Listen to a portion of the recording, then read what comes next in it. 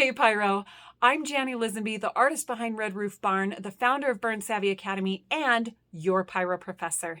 If you have done wood burning at all, you know how difficult it is just to get a clean, crisp line, right? It's hard, and a big reason for that is because wood burning is not like any other art form out there. It's really not. And it can be really difficult to just do the basics.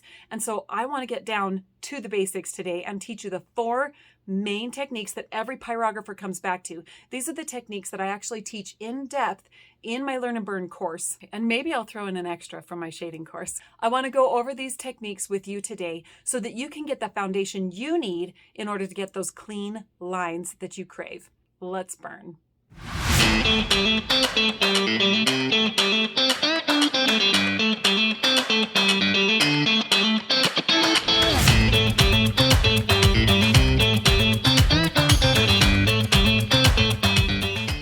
So these are the 4 main techniques that every pyrographer comes back to.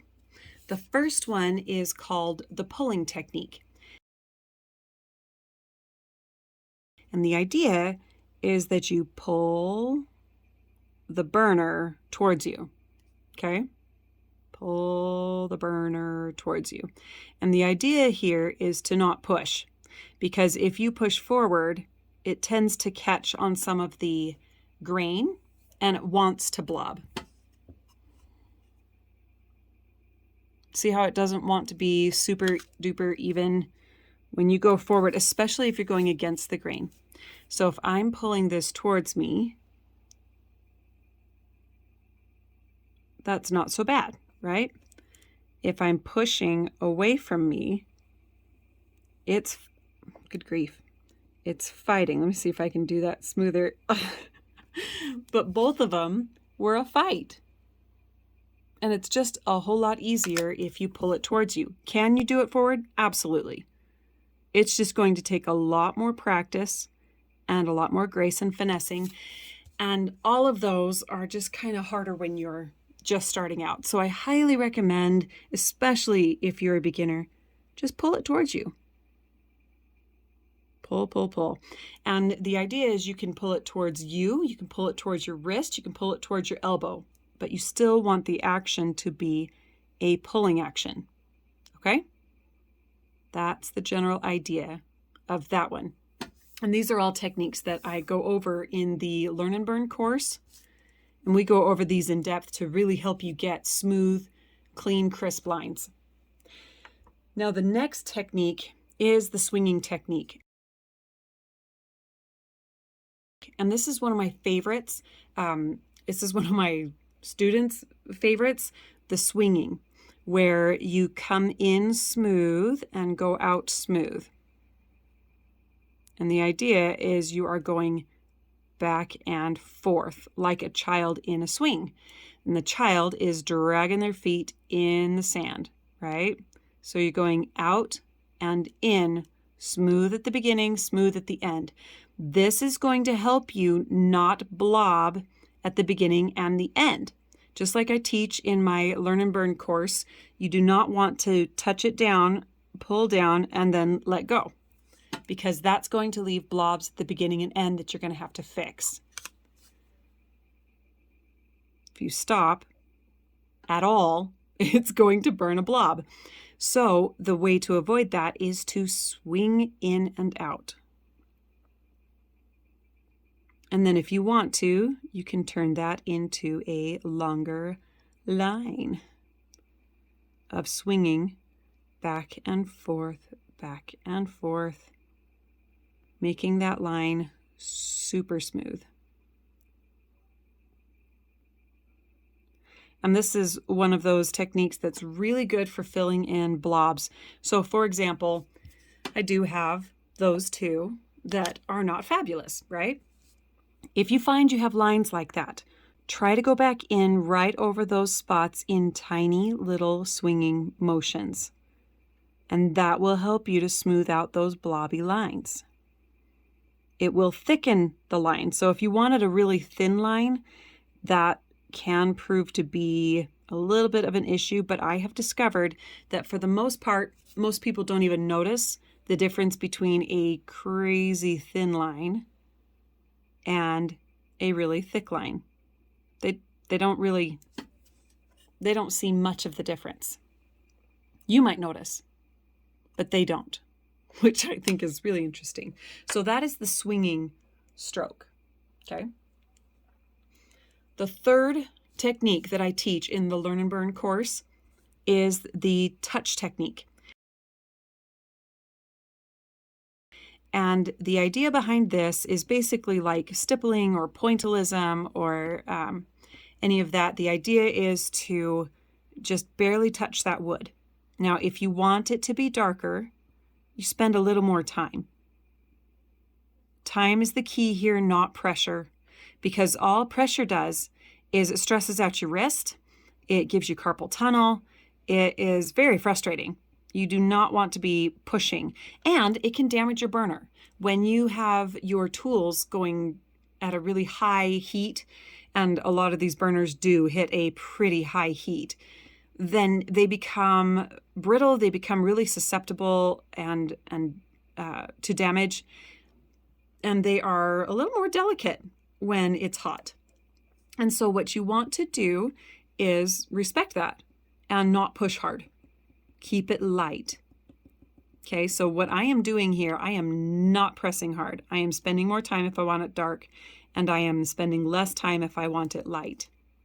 Okay, but this is one of those techniques that is a really common technique to damage your tool if you're not careful. And it's also a really common technique in the pyrography world. And it's also really good for touching up those lines. So if I had another blobby line, I'm going to make a blobby line here. Okay, that's good and blobby, right? You can either swing that in like we did up here, right, where we go back and forth, or you can touch it in just like that.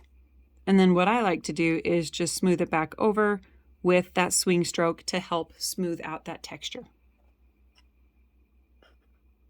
So now you have a nice clean dark line if that's what you're going for. It's a really, really great technique. So the swinging technique and the touch technique are really good for filling in mistakes.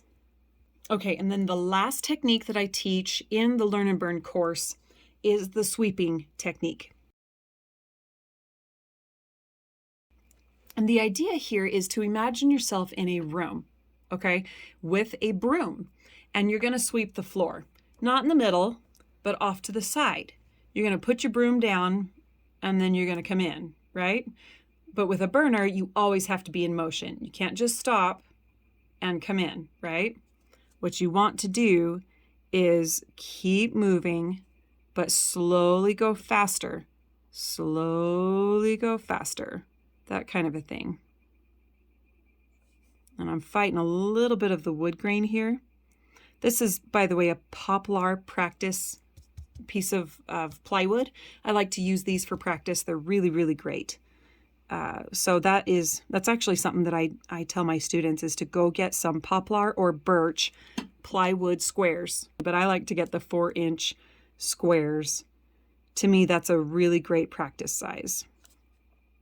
So when you are sweeping, you want to come in and then go a little bit faster out. And these are really great techniques for grasses, for eyelashes, for anything like that that's going to have a thicker side and then a thinner side. Fade out. Okay?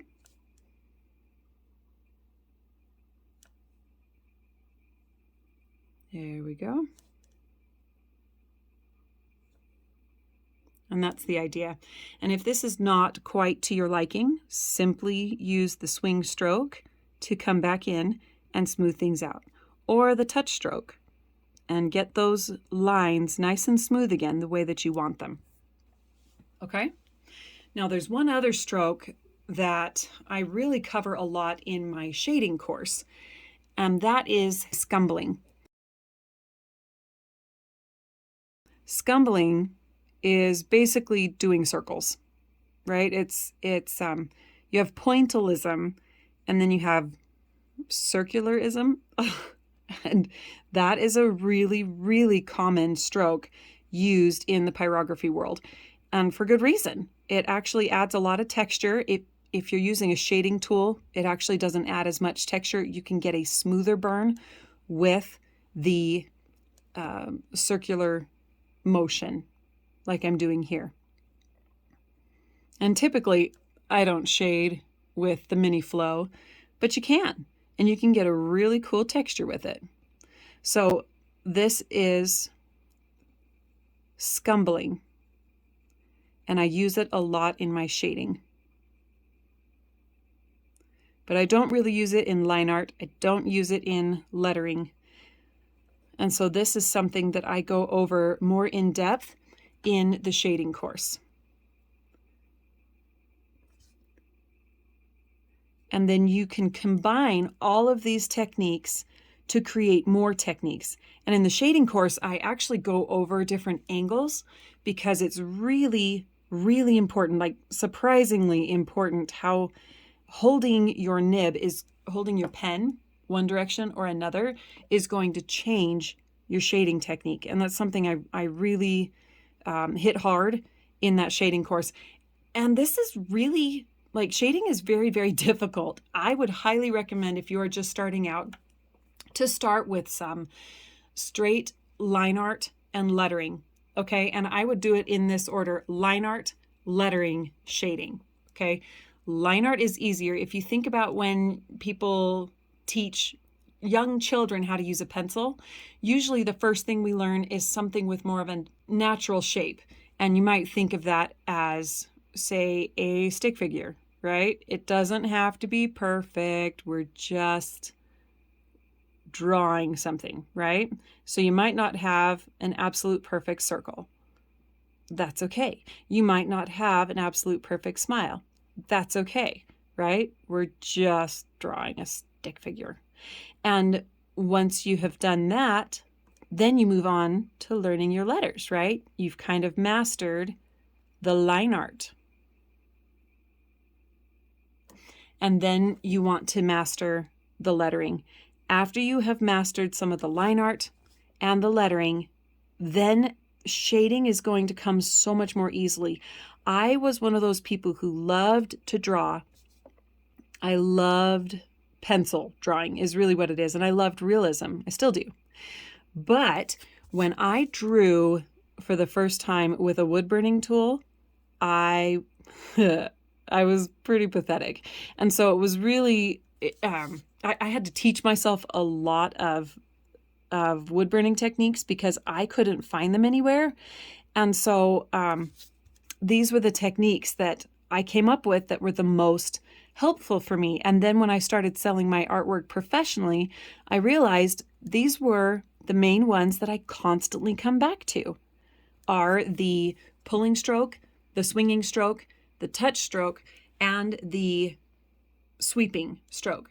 And then, of course, the scumbling when I do shading. So that was something that I wish someone had told me. Start with line art, and start with line art that's more forgiving. This is another thing that I teach in the Learn and Burn. You want to start with line art that's forgiving, that's like more natural, like a tree or things like that. And then work into the patterns that are harder, like geometrics and architecture and things like that, because those are less forgiving. And so those are going to be harder. And these are all things that I go over in the Learn and Burn. We actually take patterns that are specific to each technique and in order of difficulty. And we go over it and we talk about how to do each one. And I show you how to do each pattern. And that is something that I go over with every one of my students. So after you master the line art, then you want to move over to lettering. And in the Learn and Burn course, we touch on this. We basically do monograms because monograms are a whole lot easier than freehand lettering. Freehand lettering is actually pretty difficult with a wood burning tool. Not impossible, but it's hard. And then once you have learned how to do the line art and the lettering, then it's time to learn your shading. Okay? Now, when you try these techniques, blobby lines and splotchy shading are bound to pop up. That's just kind of part of it, okay? Those things will make you doubt yourself, which is really frustrating. But thankfully, I have a ton of resources to help you with that. Now, I really encourage you to practice these techniques, but sometimes it's hard when you're burning it and you just can't get that clean, crisp line. It's hard not to doubt yourself and wonder, am I even cut out for this wood burning stuff? And the answer is yes. Anyone can burn. You just need someone to help you walk through those techniques a little bit more, to help you hone each one. And that's exactly what we do in the Learn and Burn course. I take my pyros and I walk you through step by step each technique and how to get it. We use skill-based patterns, and those skill-based patterns teach you each technique in depth. And it's really good for helping you to hone your skills and get really good foundation of wood burning. And that way, you never need another tutorial. Someone can say, hey, go burn this. And you can say, okay. You don't need someone to tell you how to get those clean, crisp lines, how to do the burning. That's what I want to do, is I want to empower you. And that's what I do in the Learn and Burn course. Come join me today so that you can get past all the self-doubt and all those fears and start gaining confidence in your clean, crisp burning. Join me over at lab.burnsavvyacademy.com. I'm Jani Lisenby, your Pyro professor. Thanks again for joining me, and I'll see you there. Later, Pyro.